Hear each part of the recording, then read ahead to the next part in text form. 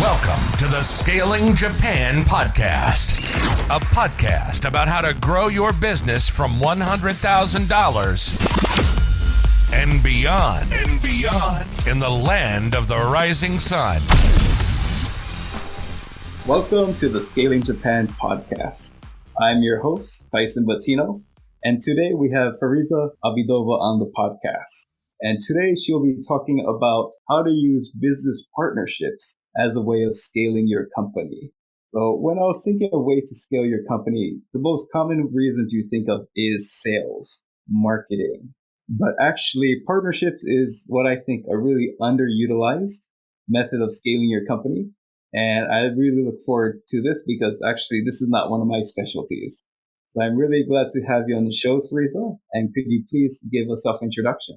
Thank you, Tyson. I really appreciate the opportunity you created. To briefly introduce myself, I'm Fariza Abidova. I'm originally from Uzbekistan, but living in Japan for 15 years now. I came to study in Japanese university called Kobe University. And after that, I started 2 companies in Tokyo and been in business for 12 years now. Awesome. So I know you're the CEO of the Trusted Corporation, but how do you get started with the Trusted Corporation? So first is, could you explain what the Trusted Corporation does and how you got into it? Before starting Trusted Corporation, I was providing global talent development solutions to large Japanese companies, through which I started to learn more about their technologies, their innovation or R&D projects. And I just got interested in that and went to see their R&D centers, innovation centers, and I found out that most of the technologies that is necessary for innovation was already developed, and I was seeing them working in front of my eyes. But things that we see in sci-fi movies, all the technologies were already developed like 50 years ago. When I asked them, like engineers, chemists, I said, why we don't use it, why it's not commercialized? And they said it takes another 100 years until it goes out, to people to use it. And I was really interested in that, and I digged into it more, and I found out that innovation is slow, not because of the technology, but because of business processes.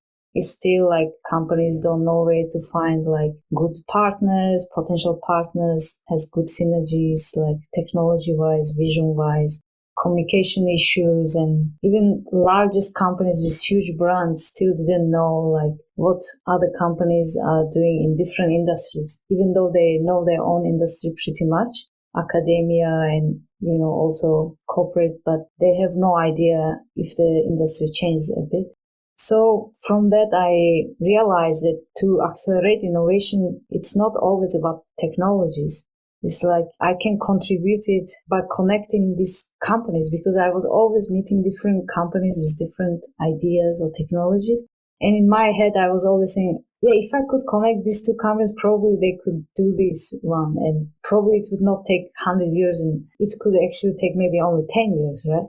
So I was always thinking about that, decided to make a business, for innovation, I can accelerate innovation by connecting great companies with great technologies and synergies. It can impact the innovation world in a bigger scale, because if one company is, limit themselves with their own resources for innovation, if they collaborate openly with different industries, different countries, it can, make impact 10 times or 20 times bigger than one company, what they can do.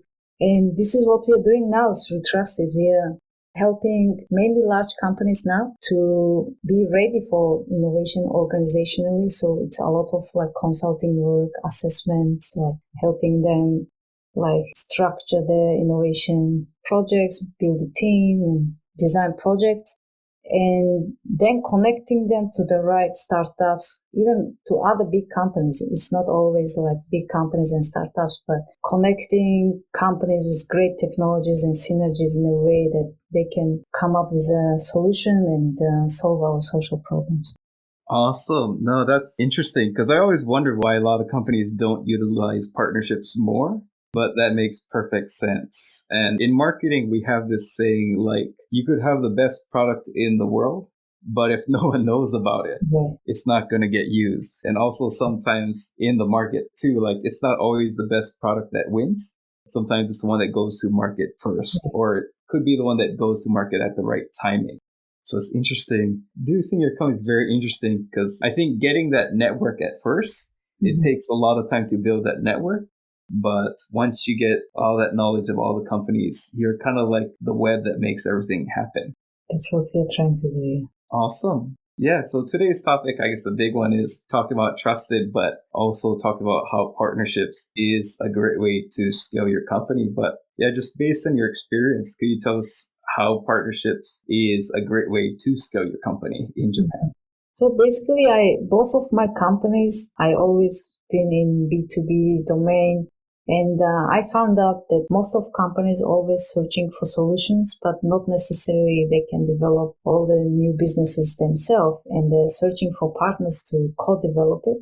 So I would say if companies that have good service or product that is ready, like to be launched in Japan, I would say offer test partnership to big companies who might be interested in developing similar service and offer that to their own clients. They're like, for example, developers or like trading companies. There are so many organizations that their business is about providing services to other big companies.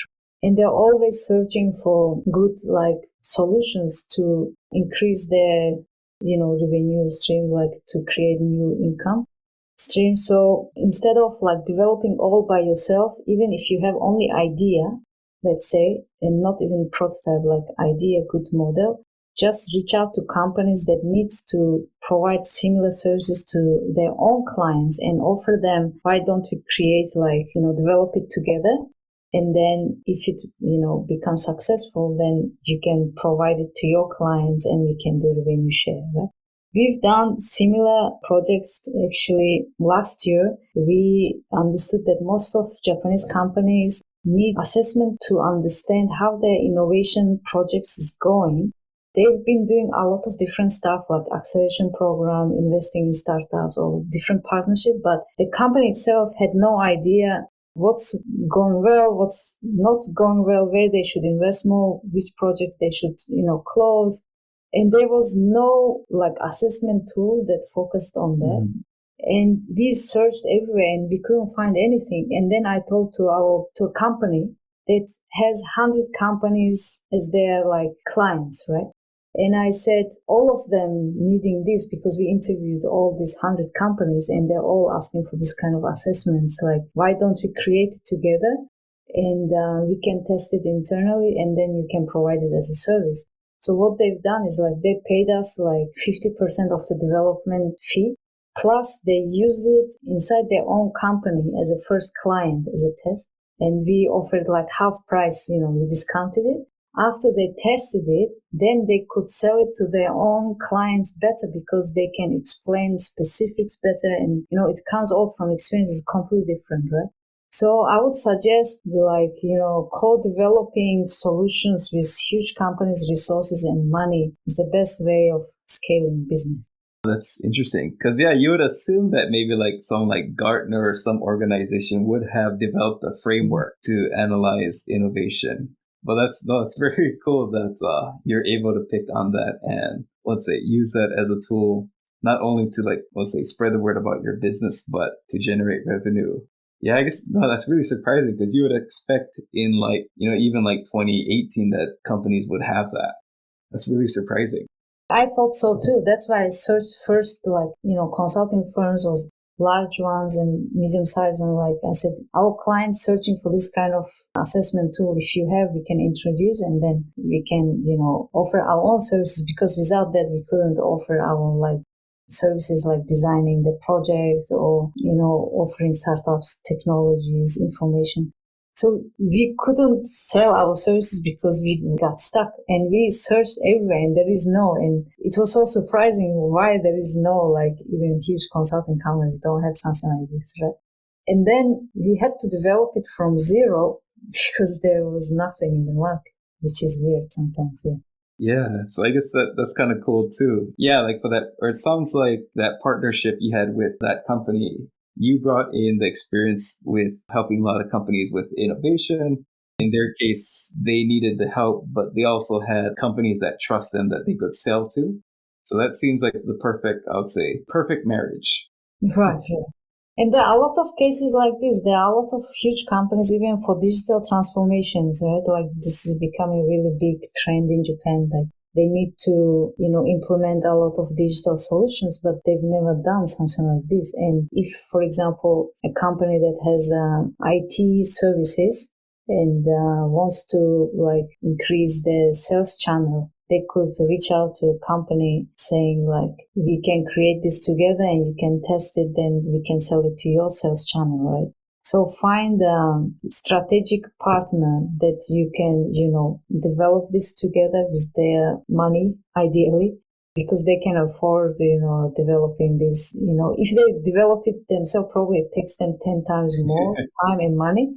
They prefer, to develop it with smaller companies or startups. So, and plus, if it's something useful for their own clients, adds additional value to their existing services. So it's win-win situation for both, right? Why do they prefer to, I would say, collaborate with smaller companies or startups? Because of flexibility, out-of-box ideas. It's so strange for me to see that there are so many huge companies with great patents, technologies, and resources. Most of them have in common that's like they don't have enough business developers inside the company. Most of companies have engineers, chemists, like tech people, but they're always searching for business developers. That's why most of them are stuck. And if smaller companies or startups, go to them with like new models or business development like ideas, they're always welcome because they don't have enough people internally. Gotcha. Or do you see that maybe the people who have the business knowledge and the technology knowledge, do they end up pretty much making their own companies as opposed to sticking in the big corporations? That's the trend, yes. Like usually those combinations so rare. Or they start their own business, or they become freelance consultants, or like they're already working in the core business of big companies. Like they cannot focus on new business development. They need to focus on their main business, right? And usually top management executives ask those kind of super smart people to take care of their existing business. Majority cases, yeah. Yeah, it's hard to find someone who understands both the business, but also the product and also the engineering. I think it's the three aspects: product service, let's say the engineering, and the business itself. Usually you can find one, you're lucky if you get two, but if they have three, they're in popular demand. That's why there is huge chance for smaller companies and startups to access the resources of big companies and develop new solutions together, like sharing the cost and sharing the sales channels. And, that's a really good thing. Before, we could never reach out to huge companies and, let's develop it together with your money. But now it's becoming a possibility. I suggest, startups use this great chance now. Like what you're listening to and ready to scale your company? Let Tyson coach you and your team to make the jump. You can find more information about our coaching and advisory services at www.scalingyourcompany.com. Now, back to our podcast. So I think that we talked about that company big, large corporations want it, but as a startup or a small company, and especially one run by a foreigner, how could we go about establishing these types of partnerships? I would say it takes time in Japan compared to other countries, but it's nothing complex. Meeting them in person, of course, helps. Or introductions, there are a lot of events now, like this kind of, big companies, innovation team or new business development team, always searching for ways to network with startups and consultants or someone who can help them with new business ideas. So they're always constantly searching and just find those kind of events. For example, in an office that we rent, CIC, there is a Thursday gathering, venture cafe event where people come for networking. It's free and it's every Thursday. For example, meet big companies, innovation team or new business development team, those kind of events, and just send mails with ideas. It's easy to meet because now big companies also got used to meeting online. So I think there is more like flexibility and companies became more open-minded. If you wanted to do that like 5 or 6 years ago, it was completely different business environment. But now I think it's the best time. You don't need so much introduction, or you don't need to go to business dinners or, drinking parties like it's the past. It's changed so much, the startup ecosystem changed, the mentality of big companies changed so much. So it's like if you have great idea and resources and solve some problem, they meet you like 2-3 times, and already from first meeting you talk about like concrete schedule, budget and stuff like that. Oh, wow. Is that Cambridge? Yeah, Cambridge Innovation Center. They opened last year in October, and we are part of this community too. And we work with them closely on providing like solutions to big companies. It's a great place to be in. Like definitely you should check out. And what also station? People are listening, yeah. What train station is it near to? It's in Toranomon, on Ginza Line or Hibuya Line, Toranomon Hills. It's next to the building Toranomon Hills. People might know it as the location. It's new building just next to it. Cool. Now, I've heard about it. I know it's built kind of during the COVID era, so I've never had the chance to go to one of their events. But I know it's hundreds and hundreds of people attend. Yeah, like right now, everything became remote. But yeah, before every like Thursday, there were like 200, 300 people gathering. Government, university professors, startups, large companies, you could meet literally everyone in the ecosystem. So let's say that I'm a startup owner, or maybe I work for a big corporation. I want to make some innovation alliances, but maybe I'm a little bit shy. How does Trusted Corporation help someone like me? Our services is like targeted to large companies only. So how we work startups is once the project design like becomes more concrete, there is like project expectation, schedule, budget. We also evaluate like technologies of startups we would like to involve in the project. And when everything becomes clear, we contact startup for the first time saying, we have a client that is working on this project and we would like to invite you to, do POCs together. And we pay for POCs this much. And if everything, if the number says that your technology can solve this problem, then we can implement it in the businesses and pay licensing fee, right? So imagine we are part of big companies' innovation team ourselves. So we represent big companies.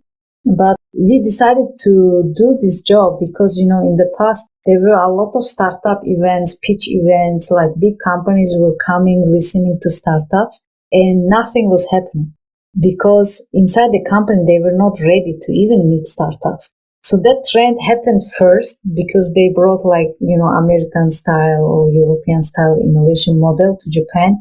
But it didn't work in Japan because in Japan, decision-making process is different. Authority, budget, authority is completely different. So in Japan, what happened? There were a lot of startup events, but big companies cannot do anything with those technologies and startups information.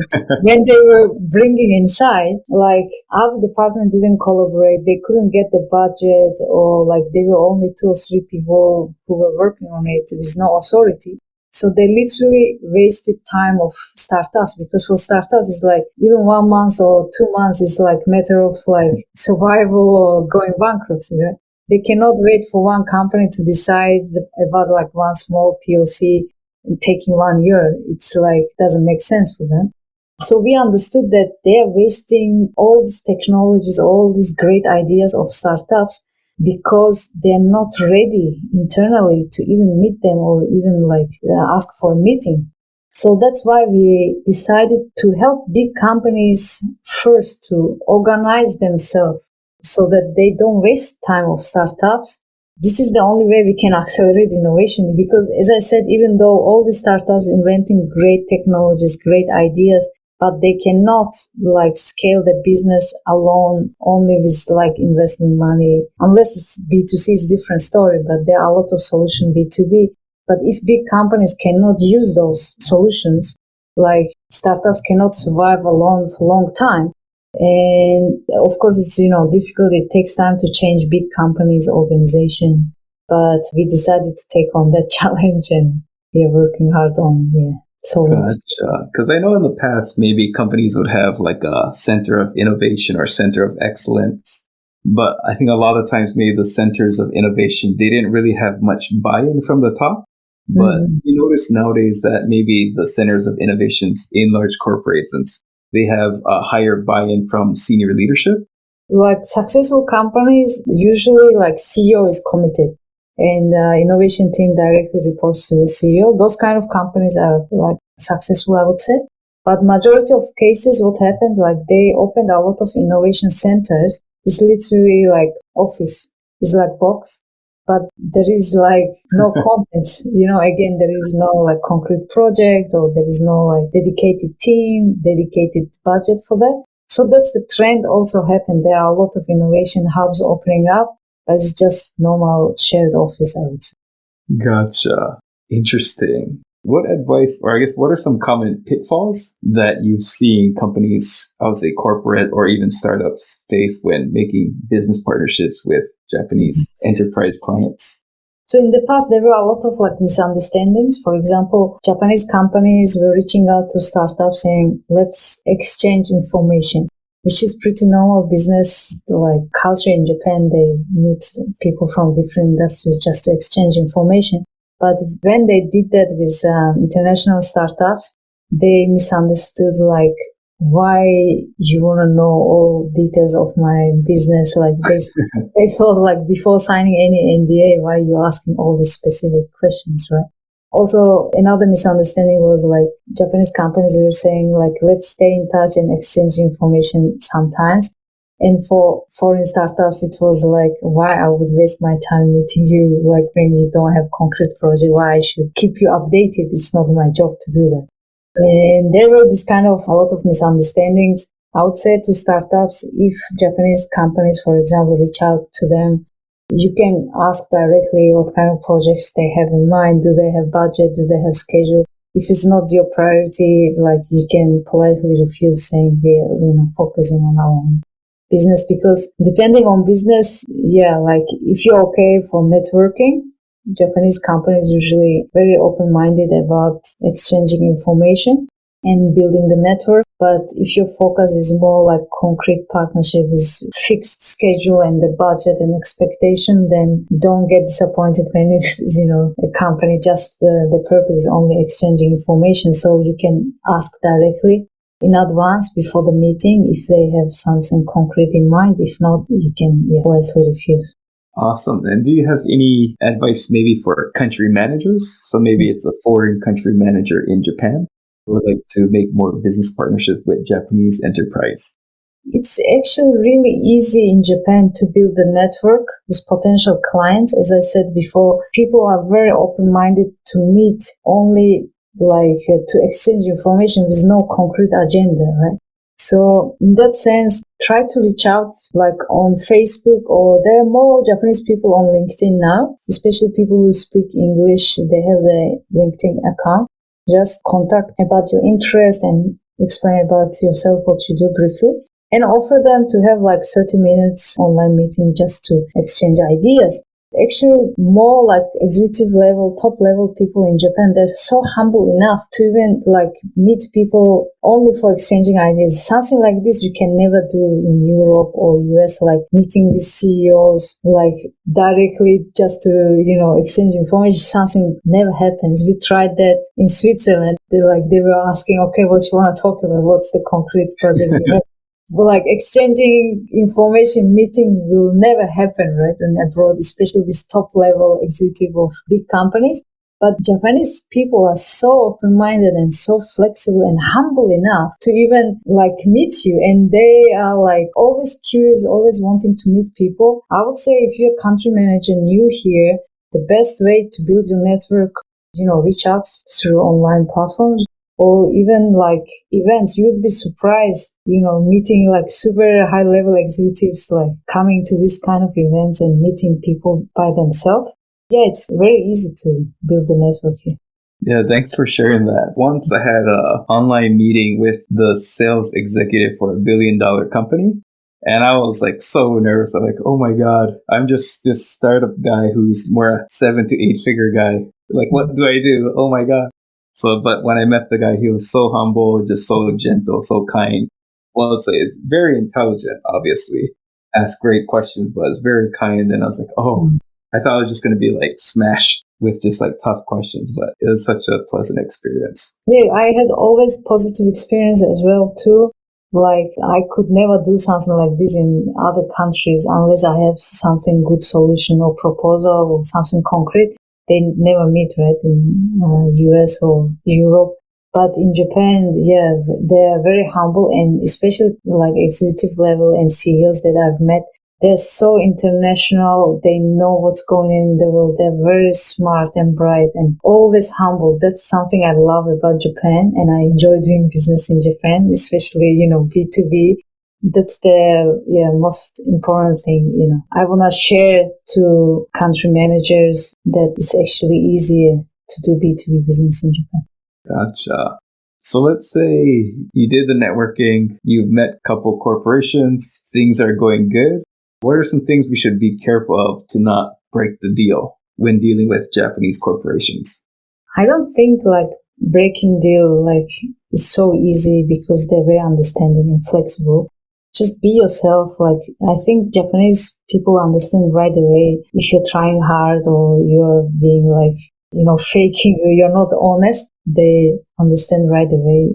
So yeah, don't follow the typical sales advice that book says or media says. Just be honest with yourself and try not to fake it. And I think hard negotiations also doesn't work here. They know pretty much the market price well. So if you are overselling or hard selling and negotiating hard, they're not comfortable with that. Understand the fair, pricing. If you can prove your value of your service, even if it's $1 million, they buy it, right? But if it's only for the point of in the past, I did a mistake. I set the price and I thought even if I, discounted 30%, I'm okay. I wanted to negotiate 30%. It doesn't work. It's better not to do it. Just set the fair price and explain why it's that. Yeah, Japanese companies don't like negotiating as we do in other countries. Gotcha. Oh, that's interesting. Do you have any advice for maybe large corporations? So let's say someone from a large corporation is listening to this. Do you have any advice for them in meeting startups or meeting up with other large corporations? There are a lot of interesting startups in Japan interested in partnership with global companies as well. Yeah, basically try to join this kind of events or reach out to startups. They might have problems English communication skills, but technology-wise, Japanese startups have, unique approach or unique technologies that even though, let's say it's the same AI solution, what you can find, for example, in Europe or US, but for the same issue, the startup invented AI would have completely different approach, right? So it's also interesting to check, even though specifics of the technology looks the same, but approach is completely different. I would suggest to check Japanese startups as well.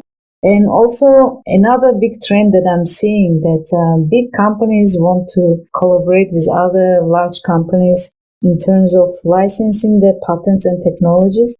Until now, large companies were protecting their IPs and patents. But because technology is improving so fast, non-core technologies they're willing to license to other big companies. So it's not necessary to develop all the technologies from zero alone. It's better to check other big companies also, resources they are willing to share for potential partnership. There is always room for cooperation between large companies, startups, universities, so that we can actually accelerate innovation. This has been a really awesome podcast. They're going to have to listen to this episode twice because I think there's a lot of wisdom nuggets here. But do you have any requests to the audience or anything you would like to maybe mention about your company?